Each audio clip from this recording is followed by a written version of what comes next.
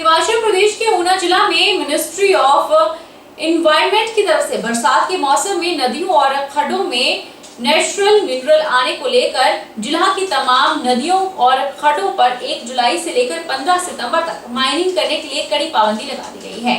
बरसात के मौसम में विभाग के मुताबिक नेचुरल मिनरल्स बड़ी मात्रा में आता है। अगर इस दौरान कोई माइनिंग करता है तो उसके खिलाफ विभाग कड़ी कार्रवाई भी करेगा। Ministry of environment, forest and climate change की गाइडलाइंस हैं, सस्टेनेबल सैंड माइनिंग गाइडलाइन 2016। उसके हिसाब से नदी नालों में बेसिकली इस टाइम पे फ्लड से मटेरियल आता है, उसके रिप्लेनिशमेंट के लिए 1 जुलाई से लेकर 15 सितंबर मतलब मानसून पीरियड के बीच में माइनिंग एक्टिविटी से बैन किया जाता है। सर, इस दौरान अगर कोई माइनिंग करता है तो उस पर किस तो नियमानुसार कार्रवाई की जाएगी, उसके ऊपर जो भी नियम है उसके अकॉर्डिंगली कार्रवाई करेगी। सर, पहली बार हुआ है या इससे नहीं, पहले भी 2016 से बेसिकली ये गाइडलाइंस हैं, इन फोर्स हैं, तो वैसे ही होता है उसमें। बीते 2 दिनों से रात को तेज बारिश ने लोगों की नींद उड़ा दी है। नूरपुर उपमंडल में बारिश का कहर इस कदर जारी है कि सरकारी संपत्ति के साथ निजी संपत्ति भी जद में है। नूरपुर के सुलियाली गांव में बारिश ने इस कदर कहर मचाया कि लोगों को अब अपने आशियाने बचाने की चिंता सताने लगी है। यहां बारिश की वजह से पहाड़ी में भूस्खलन हुआ है, जिसकी वजह से लोगों के घरों में दरारें आ गई है। हालांकि प्रशासन ने मौके पर पहुंचकर स्थिति का जायजा लिया, लेकिन लोगों के मन में किसी अनहोनी होने का डर बना हुआ है। वहीं नायब तहसीलदार देसराज ने बताया कि वे मौके पर गए और सारी घटना की जानकारी ली। उन्होंने बताया कि उन्होंने पंचायत प्रधान सुलियाली से भी इस मुद्दे पर बात की है। सारी घटना की रिपोर्ट एसडीएम नूरपुर को भेज दी है।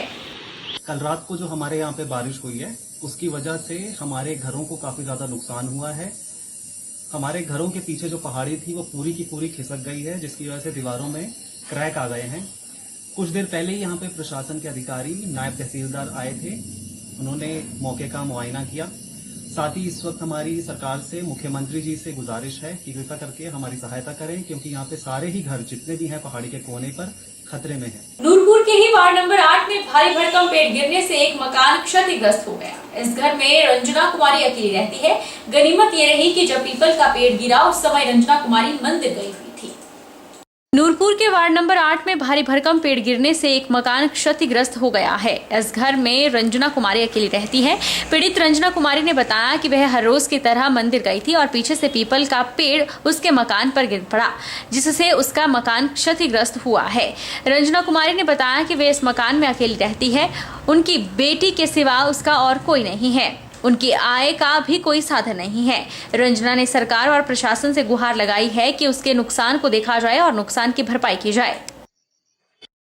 वार्ड नंबर 8 की निवासी हूँ और मेरे घर के ऊपर पीपल का पेड़ पूरा गिर गया है और मेरे घर में कोई भी कमाने वाला नहीं है। मैं और मेरी बेटी अकेले यहाँ पे रहते हैं और मेरी सरकार से यही उम्मीद है कि आप मेरी इस सारे काम की कार्रवाई किया जाए और मुझे मुआवजा दिया जाए।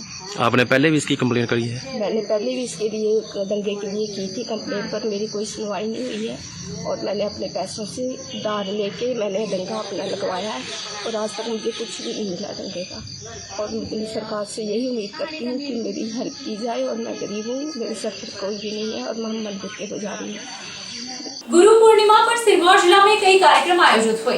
नाहन स्थित जिला शिक्षण एवं प्रशिक्षण संस्थान में भी कार्यक्रम का आयोजन हुआ, जिसमें बड़ी संख्या में जेबीटी प्रशिक्षु और स्टाफ के शिक्षकों ने हिस्सा लिया।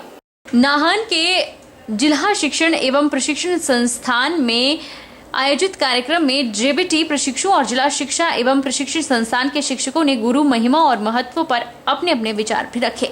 जिला शिक्षा एवं प्रशिक्षण संस्थान के प्रधानाचार्य ने बताया कि गुरु पूर्णिमा का दिन हर शिक्षक के लिए बेहद खास होता है और आज के दिन हर शिष्य अपने गुरु को याद करता है।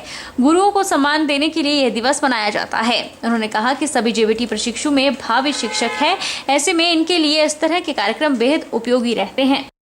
आषाढ़ मास की पूर्णिमा को यह दिवस जो है गुरु पूर्णिमा के दिवस में मनाया जाता है और यह विश्व के उन सभी आध्यात्मिक और अकादमिक गुरुओं को जो है विशेष रूप से सम्मान देने के लिए मनाया जाता है, जिन्होंने अपने कर्म के बल पर, अपने योग के बल पर अपने शिष्यों को जो है विशेष स्थानों पर पहुंचाने के लिए या उत्कृष्टता की तरफ पहुंचाने के लिए अपना जीवन जो है त्याग दिया है।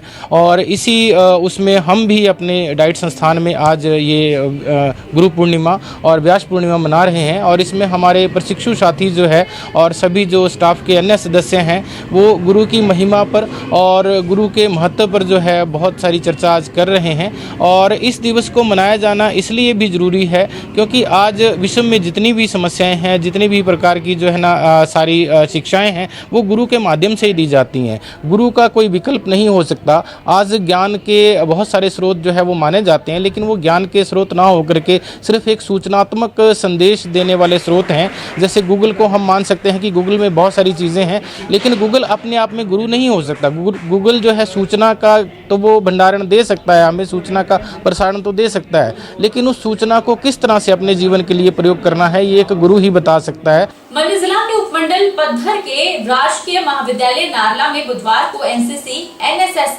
रोवर्स रेंजर्स के संयुक्त तत्वाधान में गुरु पूर्णिमा उत्सव का आयोजन हुआ। इस समारोह में महाविद्यालय की प्राचार्य वंदना वैद्य ने मुख्य अतिथि के रूप में शिरकत की। एनसीसी स्वयंसेवियों द्वारा सांस्कृतिक प्रस्तुतियां भी दी गयी।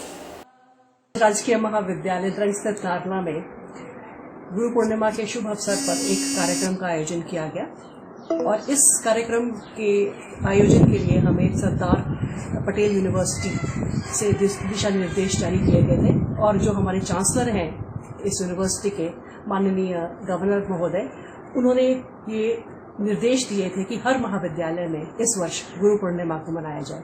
तो इसी संदर्भ में हमने भी एक कार्यक्रम का आयोजन किया था और उसमें एनएसएस, एनसीसी और हमारे रोवर्स एंड रेंजर्स थे, उन्होंने इस कार्यक्रम में भाग लिया। कार्यक्रम में भजन और एक टॉक दी गई दीपाली अशोक के बारे में। दीपाली अशोक ने एक टॉक दी और तत्पश्चात पौधारोपण भी किया गया। बिलासपुर नगर परिषद टाउन हॉल में आयोजित 7 दिवसीय गुरु व्यास पूर्णिमा रंगनाथ महोत्सव में बुधवार को गुरु पूर्णिमा के अवसर पर रक्तदान शिविर का आयोजन हुआ, जिसमें कई रक्तदाताओं ने रक्तदान किया और विशेष रूप से कई दंपतियों ने इस पुण्य कार्य में भाग लिया। इस दौरान रक्तदाताओं को हिमाचली टोपी, समृद्धि चिन्ह और प्रमाण पत्र देकर सम्मानित किया गया। व्यास पूर्णिमा रंगनाथ महोत्सव के आयोजन का यहाँ क्रम चल रहा है। इसमें आज क्योंकि महर्षि वेद व्यास जी की जन्मभूमि व्यासपुर है और यहाँ व्यास जी के उत्सव को मनाने के लिए, उनके जन्मदिन को मनाने के लिए, गुरु पूर्णिमा को मनाने के लिए सभी एकत्रित हुए हैं। इसमें रक्तदान का आयोजन रखा गया है। व्यास रक्तदाता समिति के अध्यक्ष करण चंदेल जी और मुख्य संरक्षक अनीश जी और संरक्षक मंडल में उपेश जी, इन सब के सहयोग से आज ये बड़ा हमारा रक्तदान कैंप हुआ है। इसमें बहुत से रक्तदाताओं ने रक्तदान किया, जिसमें विशेष तौर पर हमारे दंपति रक्तदान बहुत से दंपतियों ने किया। वक्त चला है छोटे से ब्रेक का। ब्रेक के उस पार फौरन लौटेंगे, आप बने रहिए हमारे साथ।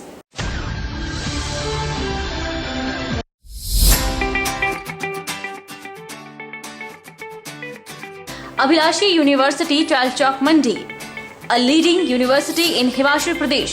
Admission open 2022-23 for BAMS, BSc MLT, BPT, BSc Honours, Agriculture, B Pharmacy, Regular and Lateral Entry, BTech Agriculture Engineering, Integrated, BA, B.Ed, BSc B.Ed, BA, BSc, Medical, Non-Medical, Master of Physiotherapy, MSc Agriculture, M Pharmacy, M Tech, Civil, Mechanical, Computer Science Engineering, full-time and part-time, MBA, full-time and part-time, MA Education, MSc Geology, D Pharmacy, Ayurveda and Allopathy, Diploma in Art and Craft, Drawing Master, Tourism Studies and Hospitality, Yoga, Medical Lab Tech, Multipurpose Health Worker Male, 2-year Veterinary Pharmacist, Training Courses and PhD in Geology, Education, Pharmacy, Management, Civil Computer Science Engineering, Scholarship Assistance available. Contact for admission